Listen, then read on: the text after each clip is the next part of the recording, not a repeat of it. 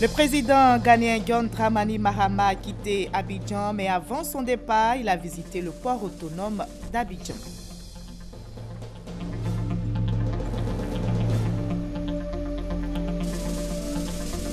Les premières dames de Côte d'Ivoire et du Ghana étaient au collège moderne de Cocody pour assister aux festivités du cinquantenaire de l'établissement.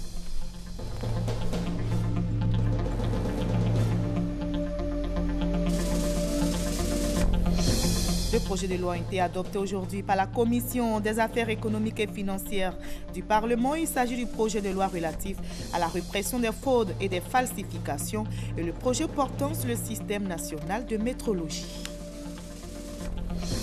Des pieds dans l'eau, des voitures, des habitations submergées par des eaux de pluie. La scène se passe en France. 9 départements sont sous les eaux. Le président français François Hollande a annoncé l'état de catastrophe naturelle dans les zones les plus touchées. Bonsoir à tous, bienvenue dans le 20h sur RTI1. Le président ghanéen John Dramani Mahama a achevé sa visite officielle entamée hier en Côte d'Ivoire. Il a quitté Abidjan aujourd'hui pour le Ghana. Les deux pays ont renforcé leur coopération par la signature de plusieurs accords, notamment celui portant sur la réhabilitation du pont Noé Elibou. Le président ghanéen et son homologue ivoirien Alassane Ouattara ont eu un tête-à-tête et animé une conférence de presse conjointe. Leur intention affichée est réchauffer l'axe Accra-Abidjan. Les deux pays souhaitent relever le niveau de leurs échanges commerciaux. Avant son départ donc aujourd'hui pour le Ghana, le président John Dramani Mahama s'est rendu au port autonome d'Abidjan. Il est allé s'imprégner des potentialités économiques de ce port. Je rappelle, les deux pays, je le disais aussi à l'instant, souhaitent intensifier leurs échanges économiques et commerciaux, ce qui devrait leur permettre d'être des locomotives dans la sous-région. On voit tout cela avec Ali Diarasouba. John Dramani Mahama à la découverte des installations portuaires d'Abidjan.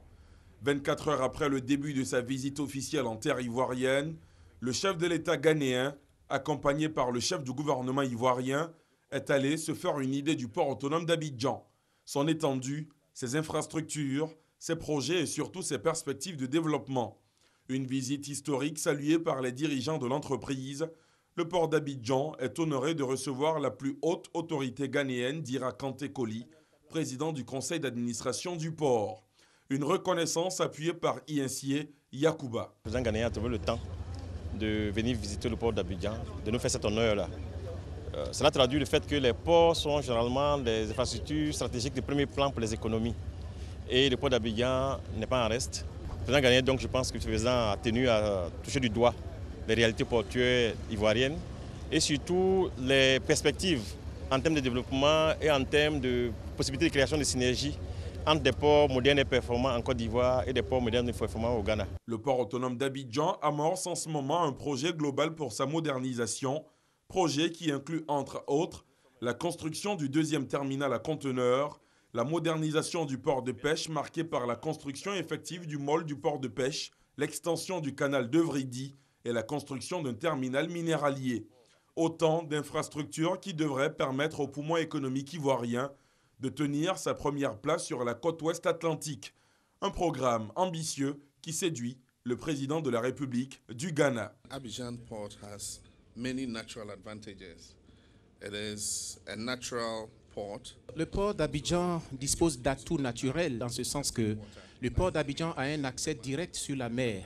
Ce qui est différent de notre situation où il y a un fleuve qui sert de passage, de pont de la mer jusqu'au port. Et la vision qui a été déroulée tout à l'heure par monsieur le président du conseil d'administration et monsieur le directeur du port d'Abidjan, c'est une vision assez prometteuse et je crois que si le port arrive à réaliser cette vision, alors la Côte d'Ivoire pourra toujours assumer son rôle de port leader dans la région ouest africaine. Une chose qui m'a marqué au niveau du port d'Abidjan, c'est le fait qu'il y ait un parc réservé aux industries à l'intérieur du port d'Abidjan.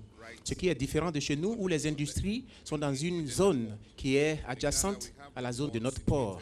Alors c'est une chose très importante et très intéressante et au moment où nous envisageons l'extension de notre port, nous prévoyons créer ce genre d'espace au sein du port où les entreprises qui ont besoin de se situer à proximité du port et près des installations du port puissent avoir un espace où entreprendre leurs activités.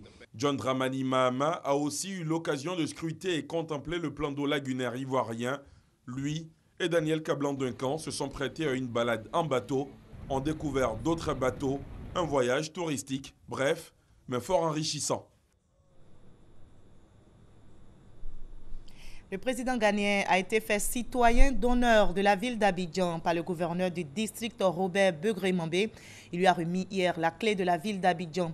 John Dramani Mahama fait partie désormais de la catégorie des Dugbo Géou avec comme nom Djekwale Théo qui signifie faiseur de paix en langue hatchan. La cérémonie s'est déroulée hier au district autonome d'Abidjan. Témoignage à Ouattouré. Autre articulation de sa visite officielle de 48 heures en Côte d'Ivoire, le président ghanéen John Dramani Mahama reçu à l'hôtel du district d'Abidjan. Le gouverneur Robert Begré-Mambé lui a remis les clés de la capitale économique et son parchemin de citoyen d'honneur. Robert Begré-Mambé a relevé que les relations historiques entre les deux pays donnent un cachet particulier à cette visite officielle du président ghanéen en Côte d'Ivoire. Le Ghana et la Côte d'Ivoire sont des pays voisins. Le voisin, pour chacun de nous, est un miroir, c'est-à-dire un instrument qui nous renvoie à tout instant notre propre image et nous induit à rechercher ce qu'il y a de meilleur en nous et à faire comme le voisin ce qu'il fait de bien chez lui. Excellent Monsieur le Président de la République, votre beau pays, beau par la culture, beau par la qualité des hommes, beau par les ambitions de sa jeunesse, beau par le charme révélateur de son histoire, est une référence pour nous en Côte d'Ivoire. Le président ghanéen s'est pour sa part dit honoré par cette distinction, avant d'ajouter que la Côte d'Ivoire et le Ghana sont deux grands pays de l'Afrique de l'Ouest qui ont beaucoup de similitudes, notamment dans les domaines de l'agriculture et de la culture. C'est un grand honneur d'être le récipiendaire des clés de la ville d'Abidjan et d'être également fait citoyen d'honneur de cette ville. Et donc cet honneur qui m'accorde, bien entendu, tourne un nouveau chapitre dans les relations qui sont déjà fortes et qui lient nos deux pays. Nous avons nos citoyens respectifs qui vivent des deux côtés de la frontière et qui contribuent de diverses manières au développement de nos économies respectives. Ceci constitue un grand testament de la relation qui lie nos deux pays. Djekwale Théo, le faiseur de paix, c'est le nom de règne du président John Dramani Mahama, par ailleurs intronisé chef hatchan. Il intègre ainsi la génération Dugbo Géou. Nana Djekwale Théo a reçu ses attributs de chef, un pagne, un couvre-chef, une canne qui représente l'autorité temporelle et spirituelle et un chasse-mouche pour éloigner les esprits ténébreux. Le président ghanéen et son épouse ont été distingués dans l'Ordre national de Côte d'Ivoire. C'était lors du dîner offert hier en son honneur par le gouvernement ivoirien. Le président John Dramani Mahama a été élevé au rang de Grand Croix et son épouse au grade de commandeur de l'Ordre national de Côte d'Ivoire. Alexis Ouedraogo. Un dîner aux couleurs de la fraternité. Alassane Ouattara et Dramani Mahama se félicitent de la belle et longue relation d'amitié entre les deux pays. Et pour sceller cette unité, le président ghanéen a été élevé à la dignité de Grand Croix de l'Ordre national. Nous sommes tous les deux déterminés à diversifier, à renforcer la coopération entre le Ghana et la Côte d'Ivoire. Dans cette perspective, il nous faudra intensifier davantage nos échanges économiques et commerciaux afin de les porter à un niveau qui reflète réellement les potentialités de nos deux pays, dont les importants atouts devraient nous permettre d'être des locomotives économiques dans notre sous-région. Le président ivoirien a remercié son homologue pour l'aide et l'action du Ghana en faveur des réfugiés ivoiriens de la crise post-électorale. Il a surtout indiqué l'engagement de son gouvernement à continuer de travailler au retour de ceux-ci. Je voudrais saluer les efforts déployés par votre gouvernement en vue de faciliter le retour de nos frères et sœurs en Côte d'Ivoire. Pour sa part, le gouvernement ivoirien continuera de travailler au retour cette année de la majorité des 11 000 personnes réfugiées au Ghana. Pour le voisin ghanéen, il est aujourd'hui important de travailler à des bénéfices mutuels pour les deux pays et faire que par leur développement, ils se positionnent comme la locomotive des États de la sous-région ouest-africaine. Les premières dames du Ghana et de la Côte d'Ivoire, côte à côte, hier, à l'hôpital général de Yopougon-Atié, Dominique Ouattara et son homologue ghanéenne Lordina Dramani ont fait un don de matériel d'une valeur de 25 millions de francs CFA pour la prévention de la transmission mère-enfant du VIH-Sida et la prise en charge pédiatrique de cette maladie. Mahama Traoré, à Ouattouré. L'hôpital général de Yopougon-Atié, autrefois formation sanitaire de premier contact, il est aujourd'hui une référence en matière de santé maternelle et infantile.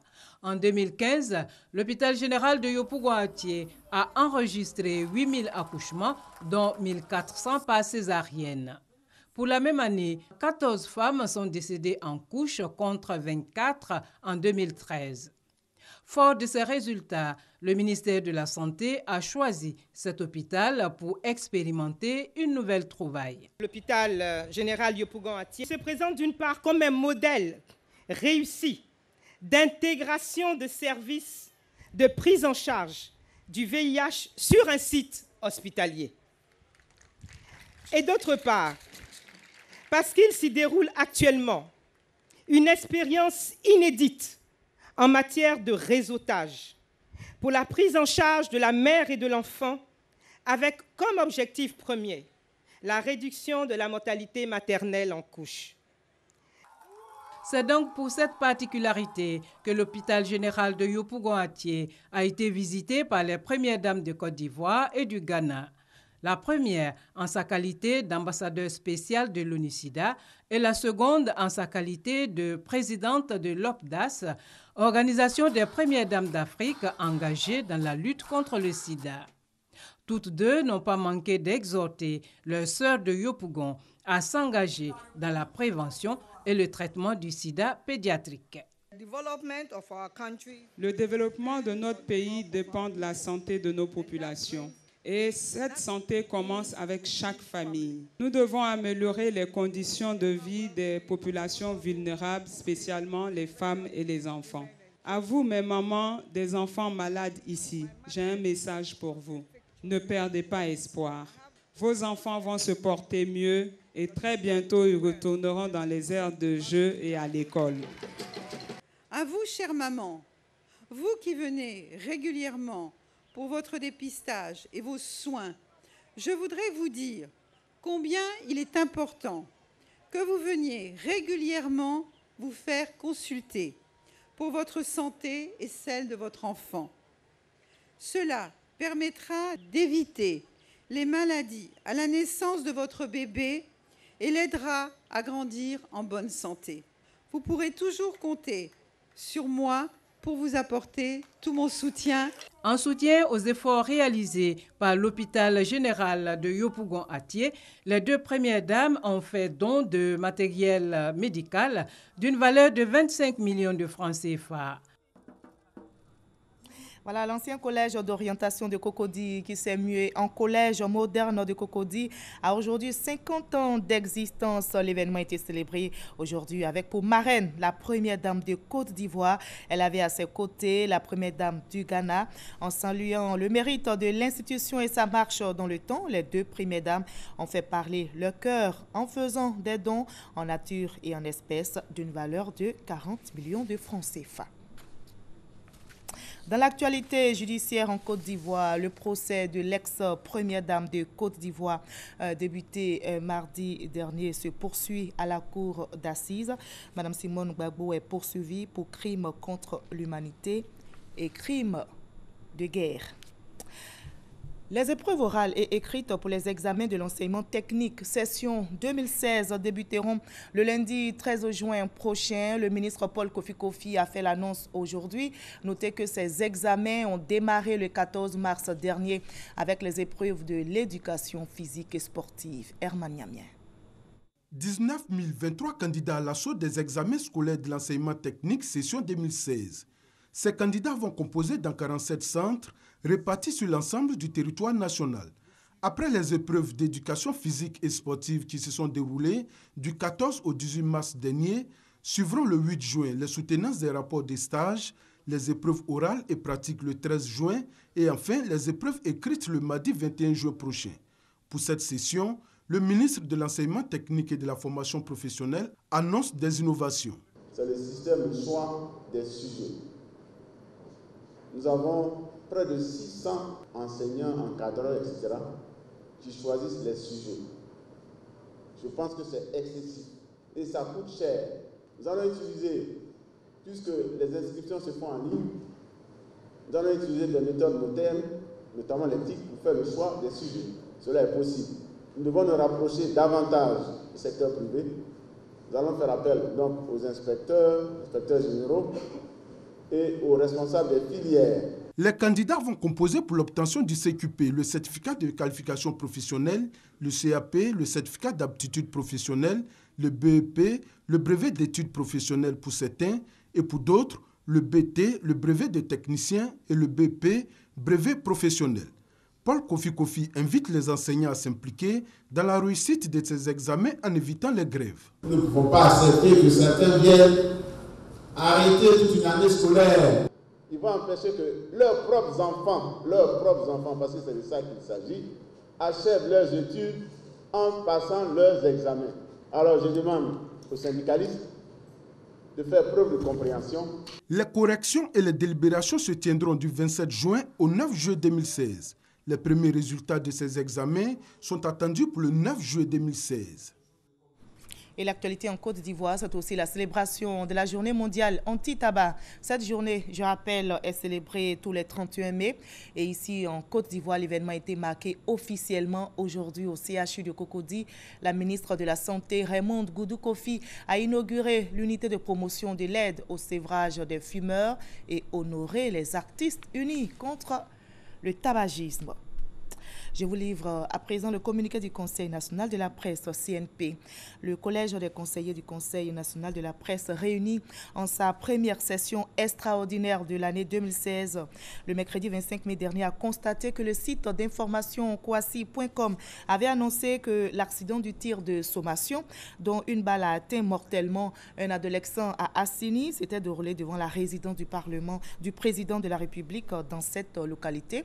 Cette information qui s'est avérée fausse a été reprise par le bi-hebdomadaire VIP Mag et a appelé à des commentaires dans le quotidien LG Info, commentaires contenant des incitations à la xénophobie, à la révolte et à la haine raciale.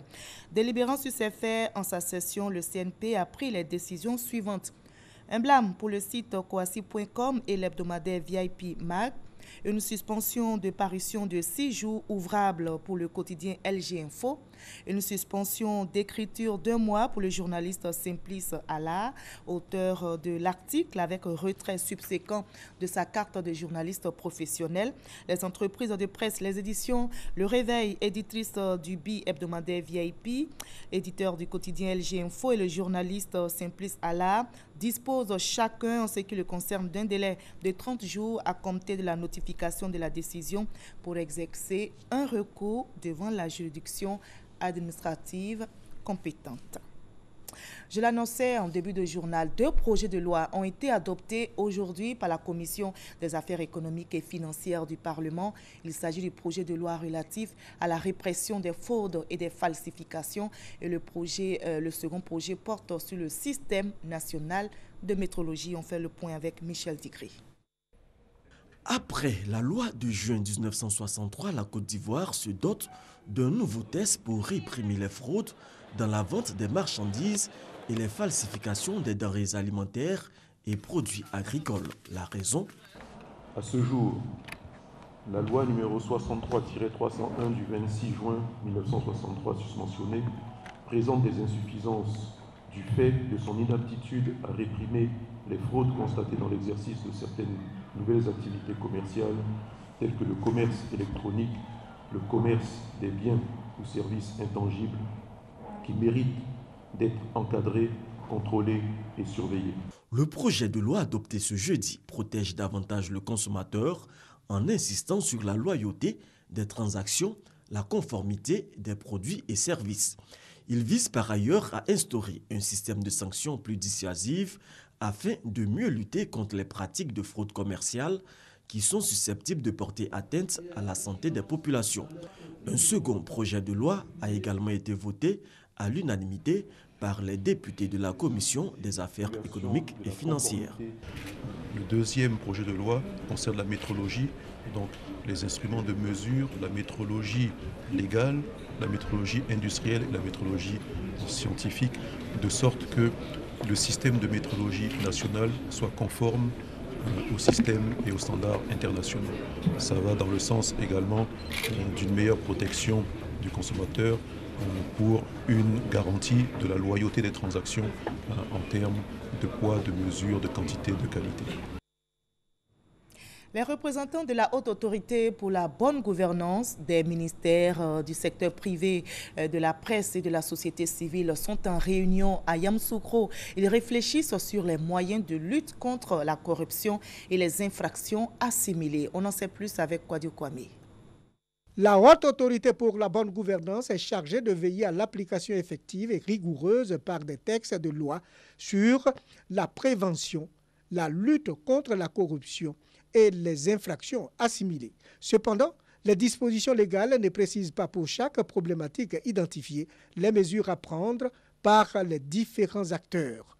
Cette insuffisance de précision constitue une entrave à l'application de l'ordonnance. Le présent séminaire, regroupant les représentants des hautes autorités pour la bonne gouvernance, des ministères, du secteur privé, de la presse et de la société civile, permettra d'identifier les mesures spécifiques relevant de chaque secteur, de définir les modalités et de déterminer les structures chargées de la mise en œuvre. Au niveau de la Haute Autorité pour la bonne gouvernance, beaucoup d'études ont été menées pour déterminer exactement dans ce pays-là quelles sont les poches de corruption.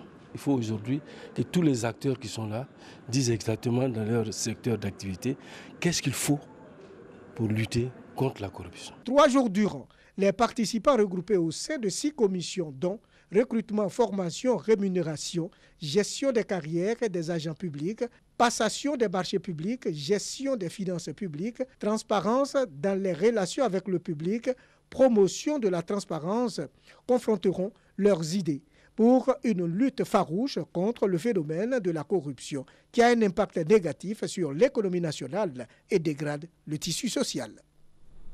Le ministère des Eaux et Forêts, des représentants de l'UNESCO et le Centre régional de coordination des ressources en eau de la CEDEAO sont aussi en conclave ici à Abidjan. C'est une réunion portant sur le programme de révision des normes hydrologiques en Afrique de l'Ouest et du Centre. Objectif, faire comprendre aux populations l'importance de la préservation des ressources en eau et l'utilisation adéquate des infrastructures hydrauliques. Konepa Gassoro. Les Africains doivent mobiliser et valoriser davantage les ressources en eau en vue de faire face aux différents besoins croissants des populations en matière d'alimentation en eau, de sécurité alimentaire et énergétique, permettant ainsi d'assurer un développement économique et social durable. C'est ce qui ressort de la première réunion des experts de la CEDEAO sur le programme de la révision des normes hydrologiques en Afrique de l'Ouest et du Centre. Une initiative du ministère des Eaux et Forêts et du Programme hydrologique international. Le groupe de travail mis en place par le Bureau régional de l'UNESCO avait pour objectif de faire l'état des lieux et de discuter sur la nécessité et la pertinence d'une telle initiative, d'accompagner la préparation du projet régional dont la finalité serait de produire de nouveaux outils et guides hydrologiques adaptés aux conditions actuelles et futures. Les problèmes de l'eau sont des problèmes transversaux. Ça implique un certain nombre d'aspects qu'une seule personne ne peut résoudre. Saisissant l'occasion, le représentant de l'UNESCO en Côte d'Ivoire n'a pas manqué de montrer l'importance de la préservation des ressources en eau et l'utilisation adéquate des infrastructures hydrauliques. Il est important de réviser les normes hydrologiques pour nous assurer que les populations accèdent à l'eau potable, mais aussi et surtout que nous arrivons à canaliser l'eau de manière à en faire des sources d'énergie utilisables par les populations. Une cinquantaine de participants des ministères en charge des ressources en eau et du programme hydrologique international, ainsi que des partenaires techniques et financiers, ont pris part à cette rencontre. La jeunesse invitée à s'approprier le projet d'intégration sous-régionale. L'unité du corps de la jeunesse africaine vient de tenir une rencontre pour s'informer sur les avancées enregistrées par la CEDEAO qui enregistre, je rappelle, 41 ans d'existence. Francis Boifo. La communauté économique des États de l'Afrique de l'Ouest, CEDEAO, en a enregistré 41 ans après sa création. Nous avons un tarif extérieur commun, une union douanière donc, au sein de notre région.